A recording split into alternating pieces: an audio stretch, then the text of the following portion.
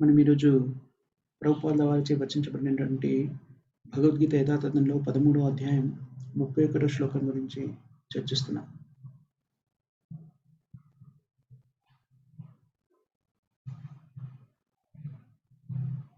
మనకి ఇంతకుముందు ఈ అధ్యాయంలో వ్యక్తుల గురించి ఇంతకుముందు శ్లోకంలో మన నిన్న చదువుకున్నటువంటి శ్లోకంలో ఈ శరీరంతోనే నిర్వహించబడేటువంటి కార్యక్రమాలు భౌతిక ప్రకృతి యొక్క ఆధీనంలో నిర్వర్తించబడుతున్నవి. కానీ ఆత్మ ఈ శరీరానికి భిన్నమైనది అని తెలుసుకున్న వ్యక్తి నిజమైనటువంటి జ్ఞాని, లేకపోతే నిజంగా సత్యాన్ని తెలుసుకున్నటువంటి వ్యక్తి అని చెప్పారు. ఈ శ్లోకంలో అదేవిధంగా దానికి సంబంధించిన దాన్ని ఇంకా ముందుకు తీసుకెళ్లి చెప్తున్నారు. ఎవరైతే వివేకవంతులైన వ్యక్తులు ఉంటారో ఈ భౌతికంగా కనబడుతున్నటువంటి వ్యత్యాసాలని పరిగణలోకి తీసుకోరు. అంటే భౌతికంగా వ్యత్యాసాలు ఏం కనబడుతున్నాయి మనకి? జీవాత్మ రకరకాల శరీరాల్లో కనబడ్డప్పుడు మనము ఆ జీవాత్మలన్నింటినీ కూడాను లో ఉన్నటువంటి తేడాలని మనము పరిగణలోకి తీసుకోము. ఎందుకని? పరిజ్ఞానవంతుడైనటువంటి వ్యక్తి జీవాత్మ అనేది శాశ్వతమైనది, అది ఒకటే భగవంతుని యొక్క అంశ. కానీ దాని కోరికలను బట్టి, వాటి కర్మలను బట్టి అవి రకరకాల శరీరాలలో వ్యక్తీకృతమయ్యాయి అన్న విషయాన్ని అర్థం చేసుకుంటాడు. అలా అర్థం చేసుకున్నటువంటి వ్యక్తిని ఏమని చెప్పారు? బ్రహ్మతత్వాన్ని పొందగలుగుతాడు. తద్వారా భగవంతుని యొక్క శక్తులే అన్ని చోట్ల విస్తరింపబడి ఉన్నాయని కూడా అర్థం చేసుకుంటాడు. దీనికి సంబంధించే భగవద్గీతలో మరో చోట చదువుకుంటాము. బ్రహ్మభూత ప్రసన్నాత్మ న శోచతి న కాంక్షతి సమస్సర్వేషు భూతేషు. బ్రహ్మభూత ప్రసన్నాత్మ, దానికి సంబంధించిన వివరణే ఇక్కడ మనకి మళ్ళీ ఈ శ్లోకంలో ఇవ్వబడింది.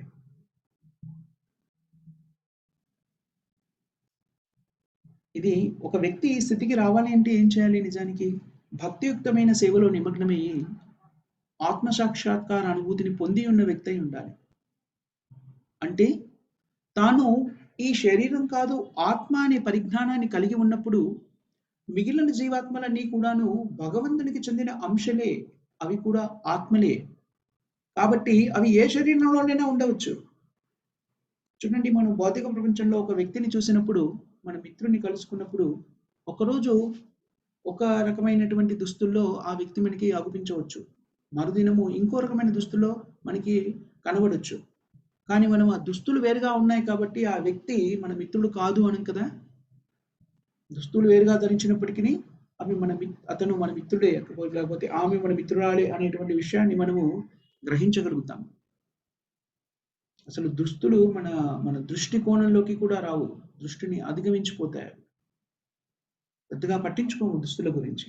అదే విధంగా పరిపూర్ణమైన పరిజ్ఞానం ఎప్పుడైతే ఉంటుందో, నేను ఈ శరీరం కాదు ఆత్మ అనేటువంటి పరిజ్ఞానాన్ని కలిగి ఉన్న వ్యక్తి జీవాత్మ ఏ శరీరంలో ఉన్నా కూడాను ఆ వ్యత్యాసాన్ని పరిగణలోకి తీసుకోడు. ఎందుకనంటే భౌతిక జగత్తులో రకరకాల శరీరాన్ని జీవాత్మ ఎందుకు పొందుతుంది అంటే రకరకాలైనటువంటి కోరికల మూలంగా పొందుతుంది అని మనం నేర్చుకున్నాం. కానీ ఆ కోరిక మూలంగా ఆ శరీరం వచ్చింది కాబట్టి ఆ శరీరం నిజానికి తాత్కాలికమైంది. దానికి జీవాత్మకి ఎంతవరకు సంబంధం ఉంది అంటే ఆ కోరిక తీరేంత వరకు జీవాత్మ ఆ శరీరంలో వసిస్తున్నంత వరకు మాత్రమే సంబంధం ఉంది. కానీ జీవాత్మ ఆ శరీరం కాదు. అందుకని ఇది పైన వేసుకున్న దుస్తులు లాంటివి అని అర్థం చేసుకున్నారు కాబట్టి పరిజ్ఞానం ఉన్న వ్యక్తి ఆ విషయాన్ని పరిగణలోకి తీసుకుంటాడు. భౌతికమైన జీవిత విధానంలో మనం రకరకాలైనటువంటి వ్యక్తుల్ని చూస్తుంటాము. మనము ఈ పరిజ్ఞానాన్ని నేర్చుకుంటున్నప్పుడు, ఆధ్యాత్మిక పరిజ్ఞానాన్ని అభ్యసిస్తున్నప్పుడు భగవద్గీతలో మనం నేర్చుకుంటాం. ఒక వ్యక్తి జీవాత్మ దేవుడి రూపంలో ఉండవచ్చు. దేవుడు అంటే దేవదేవతలు అందరూ ఉన్నారని చెప్పుకున్నాం కదా. బ్రహ్మ మొదలు బ్రహ్మ, శివుడు, ఇంద్రుడు, చంద్రుడు ఇలాంటి వాళ్ళందరూ ఏ దేవత రూపంలో అయినా ఉండొచ్చు జీవాత్మ. లేకపోతే ఇంకొక వ్యక్తి మనిషి రూపంలో ఉండవచ్చు. ఇంకొక వ్యక్తి కుక్క రూపంలో లేకపోతే పిల్లి రూపంలో రకరకాలైనటువంటి భౌతిక రూపాల్ని ధరిస్తూ ఉంటాడు. వాటిని మాత్రమే చూస్తే దాన్ని ఏమని చెప్తున్నారు ఇప్పుడు? భౌతిక దృష్టి అంటున్నారు. అది నిజమైనటువంటి దృష్టి కాదు. ఇది ఎందుకని మనకి ఏర్పడుతుంది అంటే భౌతికమైనటువంటి భావన ద్వారా ఏర్పడుతుంది. భౌతిక భావన ఎప్పుడు ఏర్పడుతుంది? నేను ఈ శరీరం కాదు ఆత్మ అనే విషయాన్ని పరిగణనలోకి తీసుకోకుండా నన్ను నేను ఈ శరీరంతో గుర్తించుకున్నప్పుడు ఈ భౌతిక భావన ఏర్పడుతుంది. ఈ శరీరము నశించిపోయిన తర్వాత ఈ ఆత్మ ఏదైతే ఉందో అదంతా కూడాను అన్ని ఆత్మలు కూడాను సమానమైన స్థితిలో ఉన్నటువంటివి. మనం ఇంతకుముందు కూడా చాలాసార్లు నేర్చుకున్నాము. జీవాత్మ భౌతికమైనటువంటి శక్తితో భౌతిక శక్తికి ప్రభావితమైనప్పుడు ఈ భౌతిక బంధనాల్లో చిక్కుకుంటుంది. తద్వారా రకరకాల శరీరాల్ని పొందుతుంది అని నేర్చుకున్నాం. ఎవరైతే ఈ విషయాన్ని సరిగ్గా అర్థం చేసుకొని దాన్ని చూడగలుగుతారో అతనికి ఏం జరుగుతుంది? ఆధ్యాత్మిక దృష్టి లభిస్తుంది. ఆధ్యాత్మిక దృష్టి ఉన్నప్పుడే కదా ఎదురుగా ఉన్నటువంటి భౌతికమైన శరీరం కాకుండా అది జీవాత్మ అని, ఆ జీవాత్మ భగవంతునికి సంబంధించిందని, భగవంతుని యొక్క అంశ అనే విషయాన్ని అవగతం చేసుకోగలుగుతాము. ఎప్పుడైతే మనము మనిషి, స్త్రీ, పురుషుడు, జంతువు,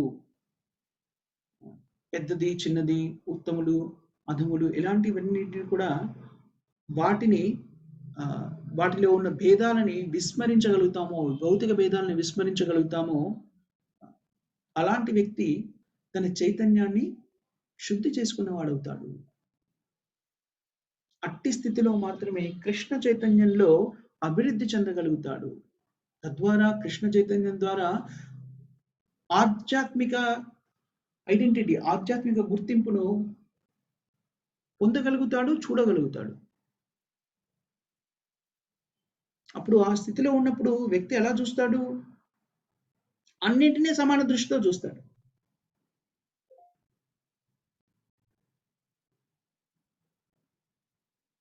అలాంటి స్థితిలో ఉన్నప్పుడు ఆత్మ శాశ్వతమైనదని, ఆధ్యాత్మికమైనదని, ఈ భౌతిక ఇంద్రియ భౌతికమైనటువంటి త్రిగుణాలకు అతీతమైనదని,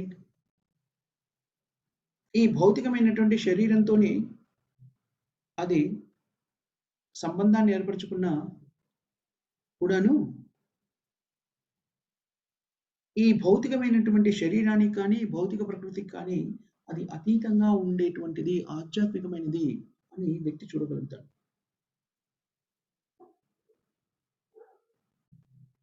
జీవాత్మ యొక్క ఆది అనేది ఏమిటి అనేది ఎవరు చెప్పలేరు. అనాది రాది, అనాది అంటే అర్థం ఏమిటంటే దానికి ఆది ఎక్కడుందో టైం అండ్ డేట్‌తో మనం చెప్పలేము. అప్పుడు దాన్ని అనాది అంటాం. జీవాత్మ భౌతిక ప్రపంచంలో ఆవిర్భవించడానికి కారణం గురించి మనం చాలా సార్లు చర్చించుకున్నాం. జీవాత్మ భౌతిక శరీరంలో ఉన్నప్పటికీ కూడాను దాని ఆధ్యాత్మిక స్థితిని అది నశించిపోదు. అది ఎప్పుడు కూడా ఆధ్యాత్మికమైంది. ఆధ్యాత్మికమైంది, శాశ్వతమైంది. అందుకనే భగవద్గీతలో మనకి ఏమని చెప్పారు? ఈ ఆత్మని ఏ అస్త్రము, శస్త్రము నశింపజేయలేదు. నీటిలో ముంచేసి దాన్ని నాశనం చేయలేము. అగ్నిలో దహించలేము. అంతేకాకుండా ఆత్మ యొక్క మరొక స్థితి ఏమిటంటే శాశ్వతమైన ఆనందమైన స్థితిలో ఉంటుంది. ఎందుకని మనం నేర్చుకున్నాము. సత్ చిత్ ఆనంద విగ్రహ. సత్ అంటే చాలా సార్లు మనం ఈ విషయం చెప్పుకున్నాము. సత్ అంటే అనాది, చిత్ అంటే సంపూర్ణమైన పరిజ్ఞానము, ఆనంద అంటే సంపూర్ణమైనటువంటి ఆనందము. సచ్చిదానంద ఈ మూడు పదార్థాలతో చేయబడినటువంటి విగ్రహమే ఆత్మ. నిజానికి ఆత్మ ఏ రకమైనటువంటి భౌతిక కార్యక్రమాల్లో పాల్గొనదు అని చెప్పబడింది. అందుకని ఈ భౌతికమైనటువంటి కార్యక్రమాలతోని చేయబడేటువంటి పనులు ఏవైతే ఉన్నాయో, భౌతికమైన శరీరం ద్వారా చేయబడుతున్న పనులు ఏవైతే ఉన్నాయో, ఆత్మని నిజానికి బాధించవు అని స్పష్టంగా చెప్తున్నాడు. ఆ బాధని ఎందుకు అనుభూతి చెందుతున్నాం మరి మనము? ఎందుకంటే మనము ఈ శరీరంతో గుర్తించుకుంటున్నాం కాబట్టి. ఎప్పుడైతే నేను ఈ శరీరం కాదు, ఆత్మ అనేది సంపూర్ణ పరిజ్ఞానాన్ని జీర్ణించుకుంటామో, దాని ప్రకారమే మన జీవితాన్ని కొనసాగిస్తామో, అప్పుడు ఇవేవి కూడాను మనని భౌతికమైనటువంటి స్థితిలేవి కూడాను ఇబ్బంది పెట్టవు.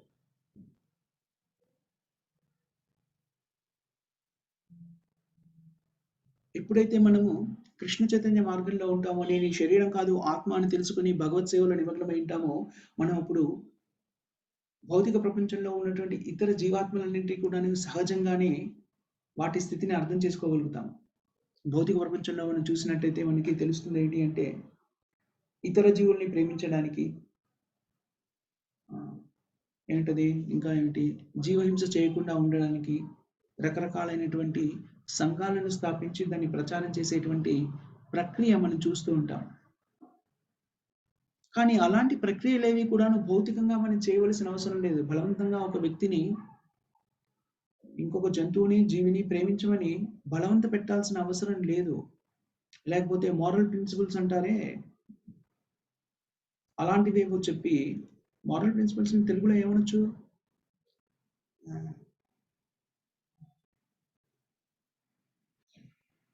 ఎవరికైనా గుర్తుందా? ఎవరికైనా తెలుసా? మోరల్ ప్రిన్సిపల్స్ అంటే తెలుగులో ఏమంటారు? మోరల్స్.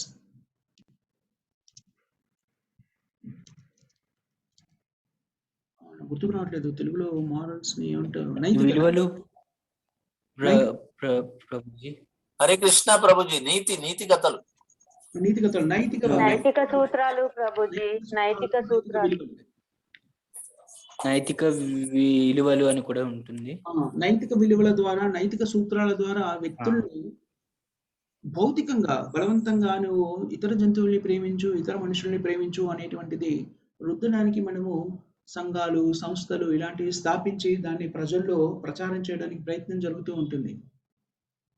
కానీ వాళ్ళకి నిజంగా కృష్ణ చైతన్యాన్ని చెప్పి భగవద్గీతలో చెప్పిన పరిజ్ఞానాన్ని వీళ్ళకి అందించి, నువ్వు ఎవరు అనేటువంటి పరిజ్ఞానం ఇచ్చావు అనుకోండి, అప్పుడు వాళ్ళకి ప్రత్యేకంగా ఇలాంటి సంస్థల ద్వారా బలవంతంగా ప్రచారం చేసో లేకపోతే ఇతరత్ర మార్గాల ద్వారానో ఇతర జంతువుల్ని కూడా మీరు ప్రేమించండి, అభిమానించండి అని చెప్పవలసిన పని లేదు. ఎప్పుడైతే ఈ పరిజ్ఞానము, ఆధ్యాత్మిక పరిజ్ఞానాన్ని కలిగి ఉంటారో, ఇతర జీవరాశులన్నింటినీ కూడా ప్రేమించగలగడం అనేటువంటిది సహజ సిద్ధంగా అలవడుతుంది. అందుకనే శ్రీల ప్రభుపాద గారు చెప్తారు, చాలా మంది దీని గురించి చర్చిస్తుంటారు. భౌతిక ప్రపంచంలో ఎన్నో సమస్యలు ఉన్నాయి. పేదరికం ఒక సమస్య, జనాభా సమస్య ఒకటి, నిరక్షరాస్యత ఒకటి అంటూ ఇలాగా సామాజిక సమస్యలన్నీ కూడా చెప్పేసి, ఇంత ప్రాముఖ్యమైన సమస్యలు ఉన్నప్పుడు భక్తి మార్గం గురించి మీరు మాట్లాడుతున్నారు ఏమిటి, అదంత ప్రాముఖ్యమైందా అన్నట్టుగా మాట్లాడుతుంటారు. కానీ శ్రీల ప్రభుపాద గారు చెప్తారు, భౌతిక ప్రపంచంలో మనము సమస్యలుగా పరిగణిస్తున్నటువంటివి చాలా స్వల్పమైనటువంటి, నిజానికి ఇవన్నీ కూడాను, ఇవన్నింటి కూడాను ఎలాంటి ప్రయత్నం లేకుండానే భక్తి మార్గంలో స్థిరపడి ఉంటే ఆ సమస్యలన్నిటికీ పరిష్కారం లభిస్తుంది. ఆలోచించండి అవి ఎలా లభిస్తాయి అనేది. భక్తియుక్తమైన సేవలో నిమగ్నమైనటువంటి కృష్ణ చైతన్య మార్గంలో జీవితాన్ని కొనసాగిస్తున్న వ్యక్తి 4 నియమాల్ని పాటిస్తారు. చేయకూడనివి 4 చేయకుండా చేయవలసిన 4 కార్యక్రమాలు చేస్తూ ఉంటారు. మాంసాహారాన్ని భుజించరు. అప్పుడు జీవహింస అనేటువంటిది ప్రత్యేకంగా, జీవులందరూ సమానం కాబట్టి జీవులను ప్రేమించాలి, అవి జంతువులైనా కూడాను వాటికి కూడా చైతన్యం అనేది ఉంది, ఇలాంటివన్నీ కూడా తెలుసుకోవాల్సిన అవసరం లేదు. ఎందుకంటే ఆ పరిజ్ఞానం అంతా కూడాను కృష్ణ చైతన్య మార్గంలో ఉన్న వ్యక్తికి తెలుసు. జంతువు అనేటువంటిది ఏదైతే ఉందో, ఇతర శరీరం, అది బాహ్యంగా కనిపిస్తున్న శరీరమే కానీ అది కూడా ఆత్మనే, నాతో సమానమైందే. ఇప్పుడు దాన్ని నేను సంహరిస్తే తర్వాత అలాంటి శరీరాన్ని నేను పొందవలసిన అగత్యం కూడా ఏర్పడుతుంది అనే విషయం కూడా కృష్ణ చైతన్య మార్గంలో జీవిస్తున్న వ్యక్తికి తెలుస్తుంది. అంతేకాకుండా అన్ని జీవాత్మలు కూడా భగవంతుని యొక్క అంశలే అన్న విషయం తెలిసినప్పుడు వాటిని ఎలాగా సంహరిస్తాడు. దానికి ప్రత్యేకంగా దానికి ట్రైనింగు లేకపోతే ప్రచారము ఇతరాత్ర ఏమీ అక్కర్లేదు. కృష్ణ చైతన్య మార్గంలో స్థిరపడి ఉన్న వ్యక్తుల్లో ఈ స్థితి సహజంగానే వచ్చేస్తుంది. అందుకనే శ్రీల ప్రభుపాద గారు ఈ విషయాన్ని చాలా సార్లు చెప్పారు. కృష్ణ చైతన్య మార్గంలో ఉన్న వ్యక్తికి అన్ని సుగుణాలు అలవడతాయి. ప్రత్యేకంగా ఆ సుగుణాలని నేర్చుకోవాల్సిన పని లేదు. అందుకని భక్తియుక్తమైన సేవలో నిమగ్నమైన వ్యక్తి కొన్ని సార్లు బాహ్య రూపంలో చూస్తే కొన్ని నియమాన్ని ఉల్లంఘిస్తున్నట్టు కనబడినప్పటికీ వాళ్ళు చాలా శ్రేష్టమైన వ్యక్తులు. భక్తియుక్తమైన సేవలో లేకుండా అన్ని నియమ నిబంధనలు సక్రమంగా పాటిస్తున్నాను, సాంఘిక నియమ నిబంధనల్ని సక్రమంగా పాటిస్తున్నాను అనే వ్యక్తుల వల్ల పెద్దగా అలాంటి వ్యక్తులు సాధించేటువంటి అదేమీ ఉండదు. ఏమని చెప్పారు దాన్ని? భాగవతంలో చెప్తారు, శ్రమైవ కేవలం. నిన్న అనుకుంటాను, నిన్న కాకపోతే మొన్న అనుకుంటాను, దాని గురించి చర్చించుకున్నాం. శ్రమైవ కేవలం అన్నీ కూడా చాలా సక్రమంగా చేస్తున్నట్టుగా కనబడతాయి. భౌతిక ప్రపంచంలో నిర్వర్తించే విధులన్నీ కూడాను ఎంత సక్రమంగా చేస్తున్నారు అనిపిస్తుంది. కానీ దానికి ముఖ్యమైనటువంటిది ఒక విషయం దానికి అనుబంధించబడలేదు. అదేమిటి అంటే శ్రీకృష్ణుడు. అందుకని శ్రీల ప్రభుపాద గారు చెప్తారు, భౌతికమైనటువంటి జ్ఞాన సముపార్జన కానివ్వండి, భౌతికమైన సంపద కానివ్వండి, అందం కానివ్వండి, కీర్తి కానివ్వండి, ఇవన్నీ కూడాను ఎలాంటివి అంటే అత్యుత్తమమైన స్థాయిలో ఉండవచ్చు. గొప్ప శాస్త్రవేత్త, నోబెల్ బహుమతి పొందిన శాస్త్రవేత్త కూడా అయిండవచ్చు. ఇవన్నీ కూడా ఏమిటని చెప్పారు? శూన్యంగా చెప్పారు. అంటే సున్నా. చాలా అందంగా ఉంటారు ఒక సున్నా, చాలా కీర్తివంతుడు ఇంకొక సున్నా, జ్ఞానవంతుడు ఇంకొక సున్నా, అత్యుత్తమైన పురస్కారాన్ని పొందాడు, భౌతిక ప్రపంచంలో ఇవ్వబడే అత్యుత్తమైన పురస్కారాన్ని పొందాడు ఇంకో సున్నా. ఈ సున్నాలన్నీ కూడాను ఎన్ని సున్నాలు పెట్టినా కూడా సున్నానే కదా. కానీ అలాంటి వ్యక్తి కృష్ణ చైతన్య మార్గాన్ని స్వీకరిస్తే అదేమవుతుందట? ఆ సున్నాలన్నింటి కూడా విలువ ఎలా వస్తుంది అంటే కృష్ణ చైతన్య మార్గం అనేది ఒకటిగా చెప్పారు శ్రీల ప్రభుపాద గారు. ఆ ఒకటిని ఆ సున్నాలన్నింటికి ఎడం పక్కన పెట్టేశారనుకోండి, అప్పుడు ఈ సున్నాలన్నిటికి కూడాను అద్భుతమైన విలువ వస్తుంది. అన్ని సున్నాలు ఉన్నాయి కదా, 6, 7 సున్నాలు ఉన్నాయంటే కోటి, ఇంకా 8 సున్నాలు అంటే 10 కోట్లు, ఇంకా ఇంకో సున్నా కూడా ఉంది అంటే 100 కోట్లు. ఈ సున్నాలని ఏమనుకున్నాము? భౌతికమైనటువంటి ఏమిటది అర్హతలు అనుకున్నాం. కృష్ణ చైతన్య మార్గాన్ని స్వీకరిస్తే భౌతికమైనటువంటి అర్హతలన్నీ కూడాను అవసరం లేకుండానే అవి వచ్చేస్తే మన ప్రత్యేకమైనటువంటి శ్రద్ధ, ఆసక్తిని దానికి శ్రమ పడాల్సిన పని లేదు అని మనకి శాస్త్రం చెప్తుంది. ఎందుకనంటే మానవ జీవిత లక్ష్యం ఏమిటి అంటే భగవత్ సేవలో నిమగ్నమై ఉండి జన్మ మృత్యు జరావ్యాధి చక్రం నుంచి బయటపడటమే మానవ జీవితం యొక్క లక్ష్యము. జీవాత్మకి మానవ శరీరం కేవలం అందుకోసం మాత్రమే ఇవ్వబడింది. అందుకోసం మాత్రమే మానవ జీవితంలో ఉన్నటువంటి జీవాత్మకి అంత పరిజ్ఞానాన్ని ఇవ్వబడింది. ఒకసారి గమనించండి, మానవ జీవితంలో ఉన్నటువంటి జీవాత్మ భౌతికంగా ప్రకృతిలో ఎన్ని వనరులను ఉపయోగించుకుంటుందో, అత్యంత ఎక్కువ వనరులు ఉపయోగించుకునేది మానవుడు మాత్రమే ప్రకృతిలో. ఇతర జంతుజాలాలు ఉన్నాయనుకోండి, వాటికి ఇన్ని వనరులు అక్కర్లేదు. మానవుడికే కదా, ఒక్కడున్నా సరే వాడికి ఒక ఇల్లు కావాలి, ఒక్కడున్నా సరే వాడికి ఒక వాహనం కావాలి. ఇలాగ మీరు ఒకసారి గమనించారనుకోండి, ఇతర జాతుల్లో ఉన్నటువంటి జంతువులకి అవసరమైనటువంటి చాలా అల్పమైనవి, చాలా తక్కువ మోతాదులో ఉన్నాయి. అంటే ప్రకృతి వనరులు చాలా తక్కువగా వినియోగిస్తాయి. అందుకని వాటికి కూడా పరిజ్ఞానం ఉంది, కానీ మానవుడికి ఉన్నటువంటి గొప్ప పరిజ్ఞానం వాటికి లేదు. ప్రకృతిలో భగవంతుడు మనకి మానవ జీవితంలో ఉన్నట్టు జీవాత్మకి అత్యంత ఉన్నతమైన పరిజ్ఞానం ఇవ్వడానికి ఏకైక కారణం ఏమిటి అంటే మానవ జీవిత లక్ష్యము చాలా ఉన్నతమైంది. జంతుజాలాల్లో జీవిస్తున్నటువంటి జీవాత్మ అది ఆత్మసాక్షాత్కార జ్ఞానానికి సంబంధించిన పరిజ్ఞానాన్ని పొందలేదు, దానికి సంబంధించిన ప్రశ్నలు కూడాను అడగలేదు. అందుకనే వాటికి కర్మ కూడా లేదు. శాస్త్రంలో ఏం చెప్పబడింది అంటే కేవలం మనిషిగా జీవాత్మ మనిషి శరీరంలో ఉన్నప్పుడు మాత్రమే చేసే పనులకి కర్మ అనేటువంటిది ఆపాదించబడింది. మనిషి జన్మలో చేసే కార్యక్రమాలను బట్టి జీవాత్మ ఒక పశు శరీరంలోకి వెళ్ళిపోయింది అనుకోండి, అక్కడ కర్మ ఏం లేదు. ఒక సింహమో పులిగానో జన్మించినటువంటి జీవాత్మ ఇతర జీవులని సంహరించి తన జీవనాన్ని గడుపుకుంటుంది. మరి అన్ని జీవాత్మలు అది తన జీవితం అంతా ముగిసేలోగా, ఆ శరీరం ముగిసేలోగా వందల వేల జీవుల్ని సంహరిస్తుంది కదా. మరి వాడికి ఎలాంటి కర్మ అనేటువంటిది ఇవ్వలేదు.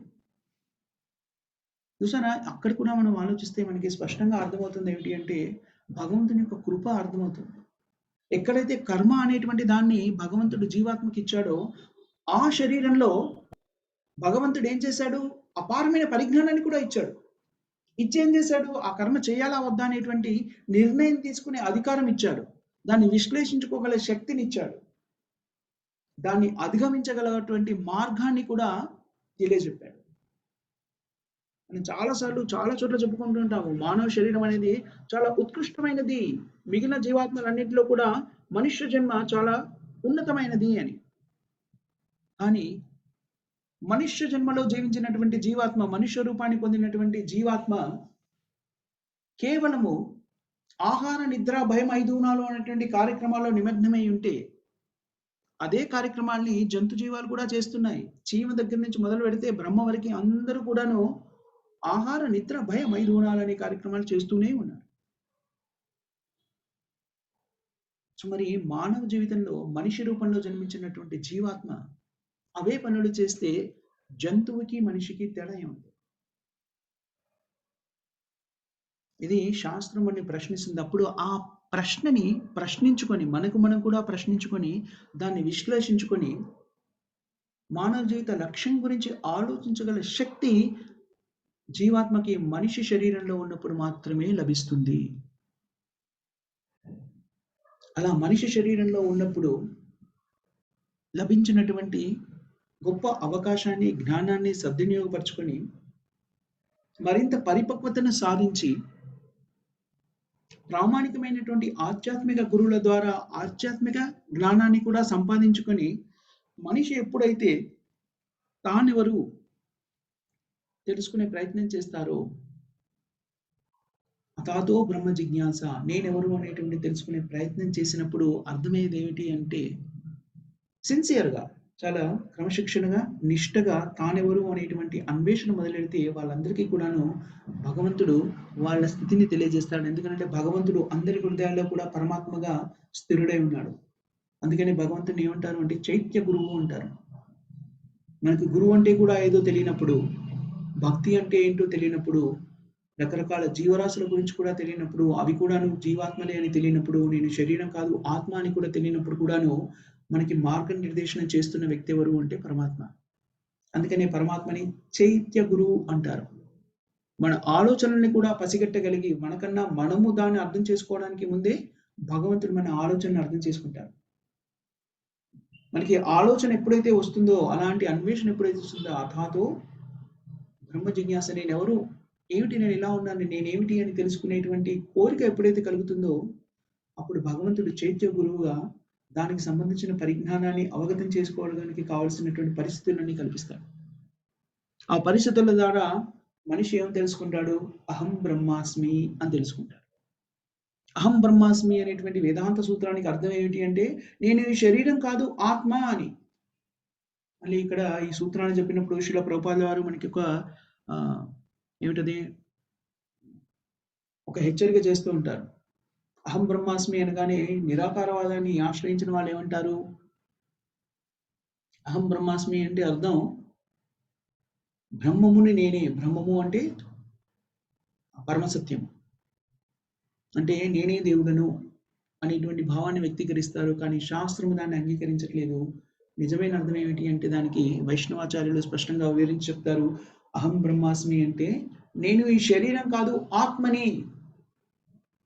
మనం ఇంతకుముందు నేర్చుకున్నాము, ఒక్కొక్కసారి సందర్భాన్ని బట్టి శరీరాన్ని, ఆత్మని మరియు భగవంతుని అందరినీ కూడా బ్రహ్మము అని పిలిచేటువంటి కొన్ని సందర్భాలు ఉన్నాయి. ఆ విధంగా మన జీవాత్మ కూడాను అహం బ్రహ్మాస్మిలో జీవాత్మని బ్రహ్మము అని చెప్పారు. బ్రహ్మము అంటే ఏమిటి? అది ఆధ్యాత్మికమైనది. కాబట్టి నేను ఈ శరీరం కాదు ఆత్మ అనే స్థితిని ఎప్పుడైతే తెలుసుకుంటాడో దాని తర్వాత స్థితి ఏమిటి అంటే, నాకు భగవంతుడికి మధ్య ఉన్న సంబంధం ఏమిటి, భగవంతుడు అంటే ఎవరు, నాకు భగవంతుడికి ఉన్న సంబంధం ఏమిటి అనేటువంటి స్థితికి వచ్చినప్పుడు తాను చేయవలసినటువంటి కార్యక్రమం ఏదో కూడా తెలుసుకోగలుగుతాడు శాస్త్రాల ద్వారా. ఇదంతా కూడా ఎప్పుడు సాధ్యమవుతుంది అంటే జీవాత్మకి, మనిషి రూపంలో ఉన్న జీవాత్మకి ముఖ్యంగా శుద్ధ భక్తుల సాంగత్యం లభించినప్పుడు అది సాధ్యమవుతుంది. శుద్ధ భక్తుల సాంగత్యం ఎప్పుడు లభిస్తుంది? మళ్ళీ ఇక్కడ కూడాను ఇది 2 కూడాను ఒకదానికొకటి అవినాభావ సంబంధాన్ని కలిగి ఉన్నటువంటి విషయాలు. ఒకటి శుద్ధ భక్తుల సాంగత్యంతోని భక్తియుక్తమైన సేవలో వ్యక్తి నిమగ్నం కాగలుగుతాడు. భగవంతునికి సంబంధించిన పరిజ్ఞానాన్ని పొందగలుగుతాడు. కానీ ఆ స్థితికి రావాలి అంటే చైత్య గురువుగా భగవంతుడు మనను ఆ స్థితికి, ఆ దారికి తీసుకెళ్తూ ఉంటాడు. ఆ స్థితికి రావాలి అంటే ఆ భగవంతుడు మనని ఆ దారికి తీసుకువెళ్ళాలి అంటే మనము అంతకుముందు ఏ స్థితిలో ఉండాలి? చాలా ఉన్నతమైన స్థితిలో ఉండాలి. బహునాం జన్మనామంతి జ్ఞానవాం మాం ప్రపంచతే వాసుదేవ సర్వమితి సమహాత్మా సుదుర్లభ. అలాంటి స్థితిలో ఉన్నప్పుడు మాత్రమే జీవాత్మ భగవంతునిచే శుద్ధ భక్తుని వైపు పయనింపజేసేలా చేస్తుంది. అందుకని భౌతిక ప్రపంచంలో మనం ఏది చేసినా కూడాను భగవంతుని నమ్మి చేసిన వాళ్ళు, నమ్మకుండా చేసిన వాళ్ళు, భక్తులు, అభక్తులు అన్నీ కూడాను మనం చేసే ప్రతి పనికి కూడాను ఫలితం ఉంటుంది. అది ఎవరి ద్వారా నిర్దేశించబడుతుంది అంటే భగవంతుని యొక్క నియమ నిబంధనల ద్వారా నిర్దేశించబడింది. చాలా మంది అనుకుంటారు ఏమిటి అంటే కొన్నిసార్లు మనము భగవద్గీతకు సంబంధించిన పరిజ్ఞానాన్ని వ్యక్తులకి బోధిస్తున్నప్పుడు వాళ్ళు అంటారు, అసలు నేను భగవద్గీతనే నమ్మను, దేవుణ్ణే నమ్మను, దాంట్లో చెప్పిన విషయాలు నాకు ఎలా వర్తిస్తాయి అంటుంటారు. సో దానికి ఒక చక్కని ఉదాహరణ చెప్పబడింది. అజ్ఞానంతో ఉన్నవాళ్ళు, ఇప్పుడు సపోజ్ ఇప్పుడిప్పుడే ఎవరైనా ఈ దేశంలోకి అడిగిడారు అనుకోండి, భారతదేశంలోకి ఇప్పుడే వచ్చారు, వాళ్ళకి భారతదేశంలోని నియమ నిబంధనలన్నీ తెలియకపోవచ్చు. తెలియదు కాబట్టి వాహనాన్ని ఎడమ నుంచి కాకుండా కుడివైపు నుంచి డ్రైవ్ చేశారనుకోండి, నడిపించారనుకోండి, ఓ మీకు తెలియదు కదా అందుకని ఓకే, మీకు తెలుసుకోవడానికి ఇంకో 15 రోజులు టైం ఇస్తున్నాము, అది తెలుసుకోండి, అంతవరకు మీ ఇష్టానుసారంగా మీరు వాహనాన్ని నడపమని చెప్పరు. అలా చేస్తే నియమాన్ని ఉల్లంఘించాం కాబట్టి మనకి అప్రాప్రియేట్గా సరిపోయేంతగా దానికి పెనాల్టీ వేస్తారు. అంతేకాకుండా అలా నియమాన్ని ఉల్లంఘించాం కాబట్టి ప్రమాదంలో చిక్కుకునే అవకాశం కూడా ఉంది.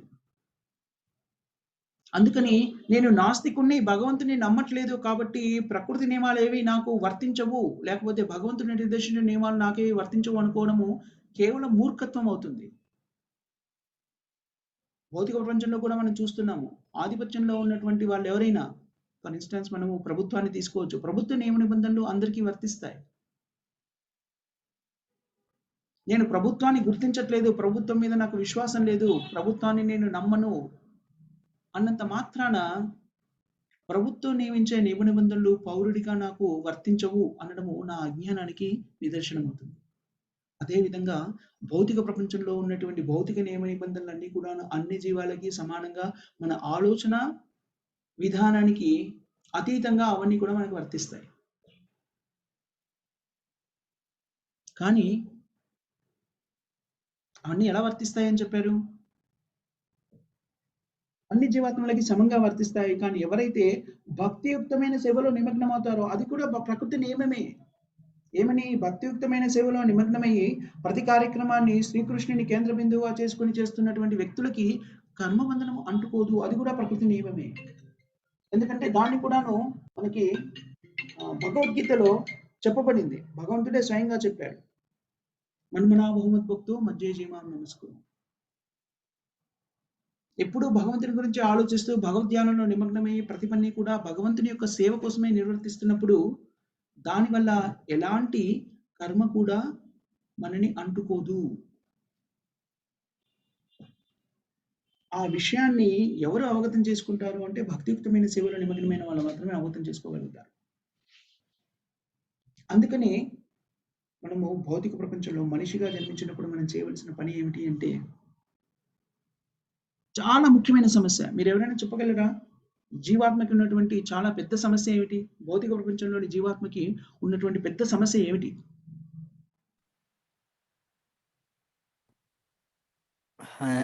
హరే కృష్ణ. మృత్యు ప్రభుజీ. జన్మ మృత్యు జరా వ్యాధి. ఎస్ ప్రభుజీ. జన్మ మృత్యు జరా వ్యాధి, ఈ 4 భౌతిక జీవితంలో ఉన్నటువంటి జీవాత్మకి ఉన్నటువంటి సమస్యలు. మిగిలినవన్నీ కూడా చాలా అల్పమైనవి, అంతగా ప్రాధాన్యత లేనివి. కానీ ముఖ్యమైన సమస్య ఏంటంటే జన్మ, మృత్యు, జరావ్యాధి. పుట్టడము, మృత్యు చెందడము. ఈ జీవిత కాలంలో వృద్ధాప్యాన్ని, వ్యాధుల్ని అనుభవించడము. ఈ ఈ స్థితి ఏదైతే ఉందో అది నిజమైన సమస్య. ఎవరైనా కూడాను తమ సమస్యలను పరిష్కరించుకోవాలి అనుకుంటే పరిష్కరించుకోవాల్సినటువంటి ఏకైక సమస్య ఏమిటి అంటే ఈ జన్మ, మృత్యు, జరావ్యాధి అనేటువంటి సమస్య. ఆ సమస్యని పరిష్కరించుకోవాలి అంటే జీవాత్మకి ఎప్పుడు అవకాశం ఉంది. మనకి 84 లక్షల యోనులు ఉన్నాయని మనకి భగవద్గీతలో స్పష్టంగా చెప్పేశారు. 84 లక్షల యోనుల్లో 84 లక్షల రకాల జీవరాశుల్లో 80 లక్షలు మానవ రూపం కానటువంటివి. ఇందులో 4 లక్షలు మాత్రమే మానవ రూపంలో అవతరించడానికి అవకాశం ఉన్నటువంటివి. సో అలాంటి స్థితిలో 80 లక్షల యోనుల్లో జీవాత్మ ప్రయాణం చేస్తున్నప్పుడు ఎప్పుడు కూడాను అది ఈ సమస్యని పరిష్కరించుకోలేదు. ఈ సమస్యలు జీవాత్మకి సంబంధించినవి. మీరు ఏ రూపంలో ఉన్నారు, మనం ఏ రూపంలో ఉన్నామనేది ప్రాముఖ్యమైన విషయం కాదు. మనం చీమ అయ్యుండొచ్చు, దోమ అయ్యుండొచ్చు, పిల్ల అయ్యుండొచ్చు, కుక్క అయ్యుండొచ్చు, ఏది దేంట్లో ఉన్నా కూడాను అన్ని జీవాత్మలకి కూడా ఉన్నటువంటి సమస్య ఇది. జన్మ, మృత్యు, జరావ్యాధి సమస్య భౌతిక ప్రపంచంలో ఆవిర్భవించిన ప్రతి జీవికి ఉన్న సమస్య. కానీ ఈ సమస్యని పరిష్కరించుకోవాలి అంటే అవకాశం ఎప్పుడు వస్తుంది? మనిషిగా జన్మించినప్పుడు మాత్రమే వస్తుంది. జీవాత్మ మానవ రూపాన్ని ధరించినప్పుడు మాత్రమే వస్తుంది. ఆ మానవ రూపం ఎప్పుడు వస్తుంది? ఇదిగో ఈ 84 లక్షల యోనుల్లో ఒకసారి మనకి మానవ రూపం వస్తుంది. అలా 80 లక్షలు పూర్తయిన తర్వాత మానవ రూపం అనేది వస్తుంది. మరి చాలా ప్రాముఖ్యమైన సమస్యని పరిష్కరించుకోవడానికి అవకాశం వచ్చినటువంటి ఎప్పుడు రాదో అవకాశం. ఈ అన్ని 80 లక్షల యోనుల తర్వాత మళ్ళీ మానవ జన్మ ఎత్తడానికి కొన్ని కోటాను కోట్ల సంవత్సరాలు గడిచిపోతుంది. వందల వేల కోట్ల సంవత్సరాలు.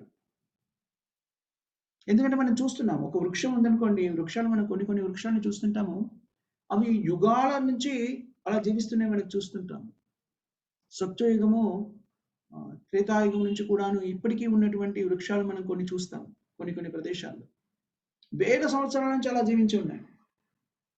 మన తాబేలు యొక్క జీవితకాలం గురించి మాట్లాడుకుంటే కొన్ని వందల సంవత్సరాలు జీవిస్తుంది అది. అలా మనము భౌతిక ప్రపంచంలో ఉన్నటువంటి ఈ 80 లక్షల జీవరాశుల్ని పరీక్షించినట్టయితే చాలా జీవరాశులు చాలా దీర్ఘకాలంగా జీవిస్తూ ఉంటాయి. సో మనము ఆ జీవరాశుల్లోకి ప్రవేశిస్తే మనం కూడా ఆ సమయం అంతా పూర్తి చేసిన తర్వాత మళ్ళీ ఎప్పటికో కానీ మనకి మానవ జన్మ అనేది రాదు.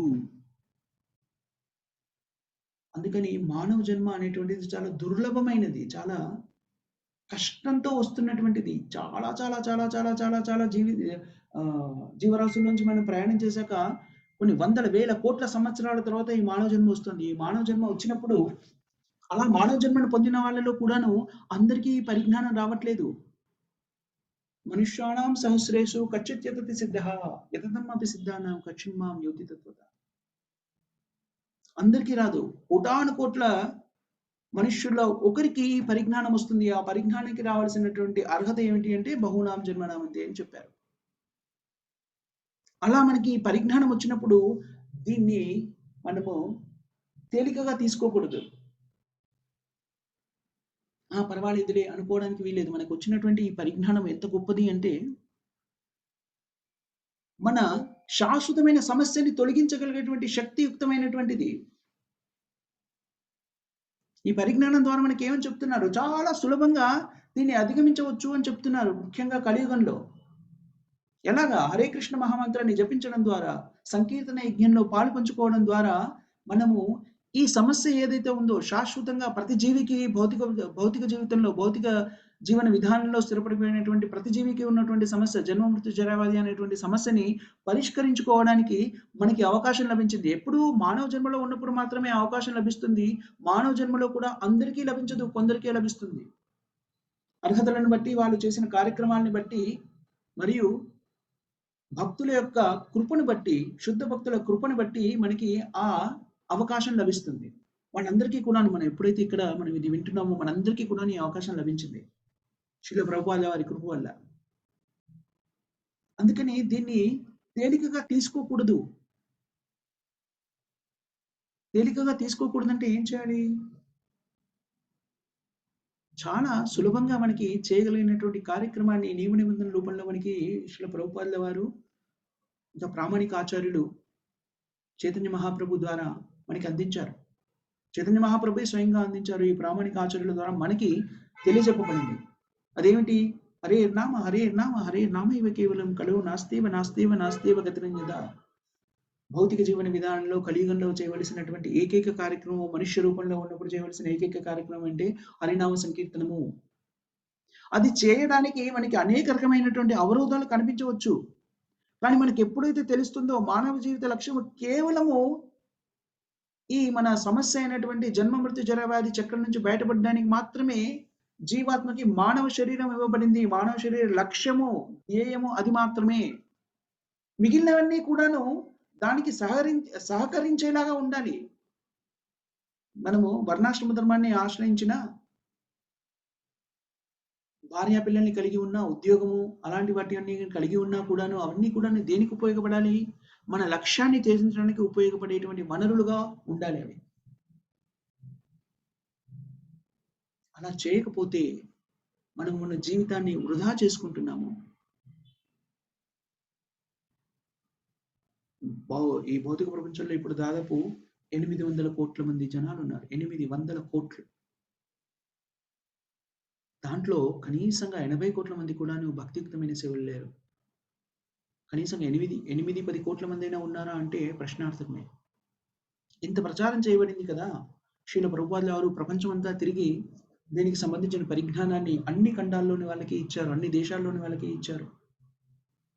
చాలా సులభతరమైంది. అప్పటికి కూడాను 1% ఆఫ్ టోటల్ పాపులేషన్, మొత్తం సమాజంలో ఉన్నటువంటి జనాభాలో 1% మంది కూడాను దీన్ని స్వీకరించలేదు.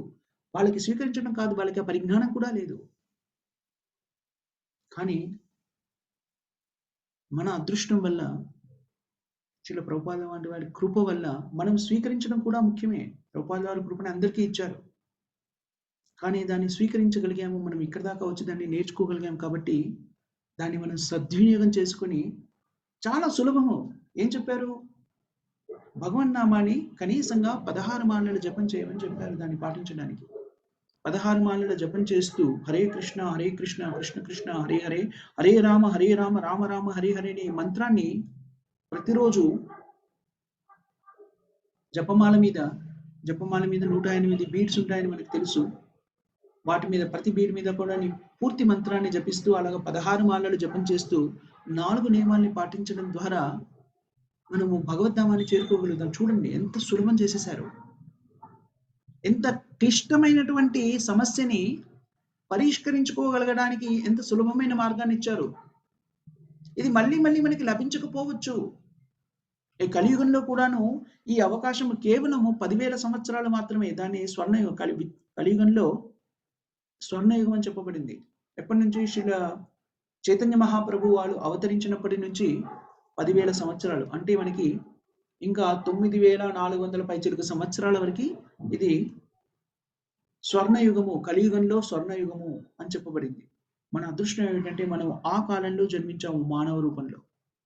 అంతేకాకుండా మనకి భక్తుల యొక్క సాంగత్యం కానివ్వండి, కృప కానివ్వండి, లేదు అనుకుంటే మన పూర్వజన్మ బహునాం జన్మనామంతి అని చెప్పారు కదా, అలాంటిది ఆ విధంగా అర్హతను సంపాదించిన ఏదో ఒక విధంగా మనము ఈ భక్తి వైపు, భక్తికి సంబంధించిన పరిజ్ఞానాన్ని తెలుసుకోగలిగాము. కాబట్టి దీన్ని వదిలిపెట్టకుండా చాలా సీరియస్గా, ఇదేదో సరేలే పురాణ కాలక్షేపం, ఉదయం 1 గంట సాయంత్రం 1 గంట పురాణ కాలక్షేపం చేస్తున్నామండి పర్వాలేదు అని కాకుండా దాన్ని జీవితంలోకి అన్వయించుకోవాల్సినటువంటి అవసరం ఎంతైనా ఉంది. దీన్ని జీవితంలోకి అన్వయించుకోవాలి అంటే ఏదో పెద్దగా మనమేదో కుంటలు గుట్టలు మన భుజస్కంధాల మీద మోయాల్సిన పని లేదు.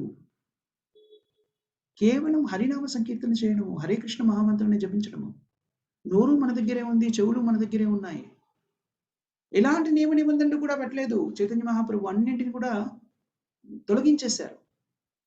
మనం ఏ స్థితిలో ఉన్నామో, ఉదయమే నిద్ర లేవలేను, ఉదయమే స్నానం చేయలేను, ప్రతిరోజు స్నానం చేయలేను, ఇలాంటి, లేకపోతే నాకు చాలా రకమైనటువంటి కార్యక్రమాల్లో నిమగ్నమై, ఎలాంటి కార్యక్రమాల్లో నిమగ్నమైనా కూడాను ఏ వ్యక్తి కూడాను నా కోసం నేనుగా 1 గంట సేపు లేకపోతే 2 గంటల సేపు మాక్సిమం కేటాయించుకోలేని 24 గంటలు అని చెప్పడానికి అవకాశం లేదు.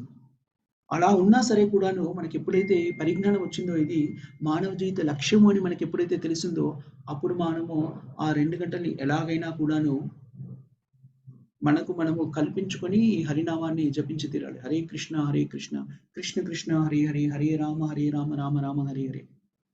ఈ అవకాశాన్ని మనం సద్వినియోగం చేసుకోకపోతే మనకన్నా పెద్ద దురదృష్టవంతులు ఇంకొకరు ఉండరు నిజానికి. శాశ్వతమైన సమస్యకి పరిష్కారాన్ని ఎలా పొందాలి అనే విషయము మనకి అవగతమైంది. 800 కోట్ల మందిలో దాదాపు 8 కోట్ల మంది కూడాను ఈ పరిజ్ఞానాన్ని సంతరించుకోలేదు. దాంట్లో మనం ఒకళ్ళమే. ఆలోచించండి. అంటే మనము ఈ భౌతిక ప్రపంచం నుండి బయటపడడానికి చాలా దగ్గరగా వచ్చాం. అర్హతలన్నీ సంపాదించి. అయితే కృప వాళ్ళ ద్వారా కానివ్వండి, లేకపోతే మన స్వయం కర్మల వల్ల కానివ్వండి, మనము శుద్ధ భక్తుల యొక్క కృపని, సాంగత్యాన్ని పొందగలిగాం. శిల ప్రభుపాద లాంటి వారి వల్ల. తద్వారా భగవంతుని యొక్క సందేశాన్ని యథాతథంగా నేర్చుకోగలుగుతున్నాం. ఆలోచించండి. ఈ దాంట్లో కూడాను భగవద్భక్తిలో నిమగ్నమైనటువంటి వాళ్ళలో కూడాను అందరూ కూడాను ప్రామాణికమైనటువంటి శాస్త్ర ప్రకారంగా జీవిస్తున్న వాళ్ళు కాదు. మనం నేర్చుకుంటాం. నిరాకారవాదులు, శూన్యవాదులు, రకరకాల తత్వాలని నమ్మేవాళ్ళు, అది ఆధ్యాత్మికం అనుకొని దాని భ్రమలో జీవితాన్ని గడిపేవాళ్ళు, జీవితాన్ని దానికి అంకితం చేసేవాళ్ళు కూడా మనం చూస్తూ ఉంటాం.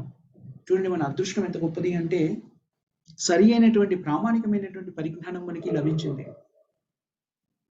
చాలా అరుదుగా వ్యక్తులకు అది లభిస్తుంది.